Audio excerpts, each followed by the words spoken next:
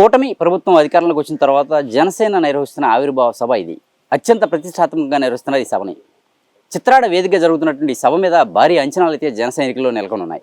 ఈ సభని ఇంత ప్రతిష్టాత్మకంగా తీసుకోవడానికి కారణం ఏమిటి, సభను నిర్వహిస్తున్నటువంటి తీరు తెనులు తదితర అంశాలపై మనతో మాట్లాడేందుకు AP medical services and infrastructure corporation chairman Chellapalli Srinivasarao గారు ఉన్నారు. ఆయనతో మాట్లాడి మరిన్ని విషయాలు తెలుసుకుందాం. సార్ నమస్తే. నమస్కారం సార్, ఈ జైకేతనం సభను ఇంత ప్రతిష్టాత్మకంగా తీసుకోవడానికి ప్రధాన కారణం ఏంటి? జైకేతనం అనేది ఒక దశాబ్ద కాలం పోరాటం.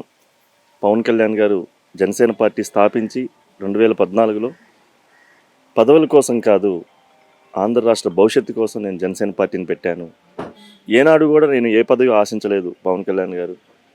ఆయన ఆ పోరాటం ప్రజల కోసం, అలాగే యువత కోసం, రైతుల కోసం రకరకాలుగా 10 సంవత్సరాలు ఎంత కష్టపడ్డారో మనం చూసాం. అలాగే క్యాడర్ కానీ అంతా కూడా ఈ రోజున జనసేన పార్టీ పవన్ కళ్యాణ్ గారు మా అధ్యక్షులు కష్టపడిన దానికి భగవంతుడు ఈ రోజున రాష్ట్రంలోనే కాదు కేంద్రంలో కూడా పవన్ కళ్యాణ్ గారు అంటే ఒక పవర్ని చూసినట్లుగా ఇదవుతా ఉన్నారు.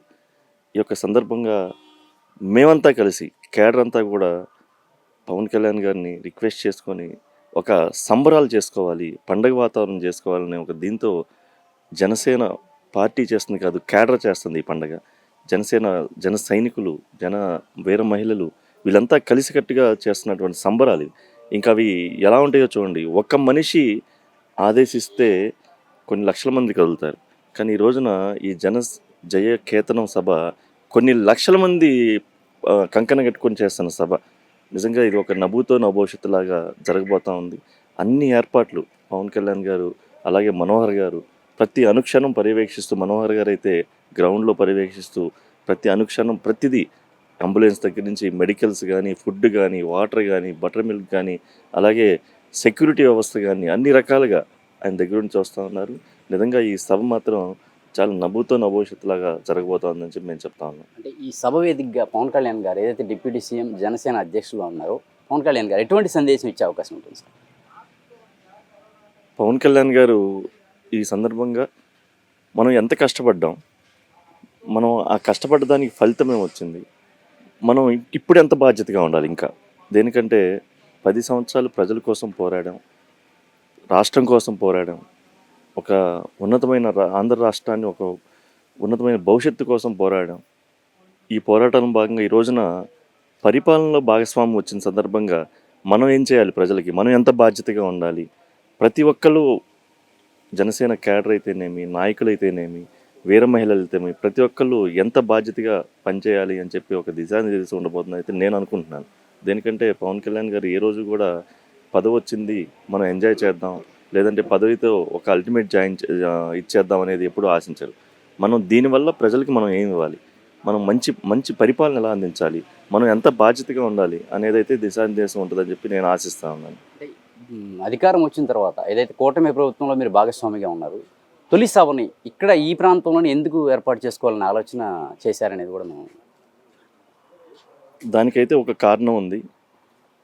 పిఠాపురం ప్రజలకి ఎంతైనా కూడా రుణపడి ఉండాలి జనసేన పార్టీ మేమంతా కూడా. దేనికంటే అత్యధిక మెజార్టీ పవన్ కళ్యాణ్ గారు ఒక నిలబడిందే తడవుగా ప్రతి ఒక్కళ్ళు గ్రామాలు, వార్డులు అంతా కూడా కదిలి వచ్చారు పిఠాపురంలో. వాళ్ళకి ఒక కృతజ్ఞత సభలాగా ఉండాలి, వాళ్ళకు థ్యాంక్స్ చెప్పాలి అనే ఉద్దేశంతో ఇక్కడ పిఠాపురంలో పవన్ కళ్యాణ్ గారు ఒక ఆదేశించారు. ఎప్పుడైతే ఈ ఆవిర్భావ ప్రతి సంవత్సరం ఉండేది, ఈ సభ ప్రత్యేకంగా మనం ఎలా చేయాలి అంటే ఆయన పిఠాపురం ప్రజలకి మనం రుణపడి ఉండాలి, వాళ్ళకి థ్యాంక్స్ చెప్పాలి, అలాగే రాష్ట్రానికి థ్యాంక్స్ చెప్పాలి, అది పిఠాపురం వేదిక అవ్వాలి అనే ఉద్దేశంతో ఇక్కడ పెట్టడం జరిగింది. అంతే అనుకుంటున్నాను. అయితే ఒక నియోజకవర్గ ఇన్ఛార్జిని కూడా క్రమశిక్షణ కోల్పోయారు, మిమ్మల్ని తప్పిస్తున్నాం అనేటువంటి కఠినమైన నిర్ణయాలు తీసుకున్న పరిస్థితి కూడా ఉంది పవన్ కళ్యాణ్ గారు. ఈ సభ ద్వారా అటువంటి నిర్ణయాలకు సంబంధించి ఇంకా కఠినంగా ఉంటామనేటువంటి సందేశం ఇచ్చే అవకాశం ఏమైనా ఉంటుందా పవన్ కళ్యాణ్ గారు? అదే చెప్తా ఉన్నారు. ఇప్పుడు గత 10 సంవత్సరాల్లో మనం గ్రౌండ్ లెవెల్లో ఎలా పోరాడేసాం ప్రజల కోసం, ఈ రోజున ఒక బాధ్యత చెప్పారు మనకి. ఆ బాధ్యత అంటే వాళ్ళకి ఇబ్బంది కలిగించే విధంగా ఉండకూడదు. వాళ్ళని ఇంకో మరింత మెరుగైన మన నుంచి వాళ్ళకి ఒక ఎక్స్పెక్టేషన్స్ ఉంటాయి. అంటే పవన్ కళ్యాణ్ గారు ఇప్పుడు మా క్యాడర్ ఉంది, మమ్మల్ని అందరిలో కూడా పవన్ కళ్యాణ్ గారిని చూసుకుంటారు ప్రజలు. మనం ఏదైతే చిన్న పొరపాటు చేశామో ఆ జనసేన పార్టీకి, పవన్ కళ్యాణ్ గారికి ఒక ఇబ్బందికరమైన పరిస్థితులు ఉంటాయి. అంటే బాధ్యత మనం ప్రజలకి మంచి చేయాలి. మంచి చేసే క్రమంలో మరింత ఇప్పుడు గతంలో మనం ఏదైతే కావాలనుకున్నామో, ఏదైతే ప్రజలకు అందించాలనుకున్నామో, అది ఈ రోజున మనం ఇచ్చే స్థాయిలో ఉన్నాం.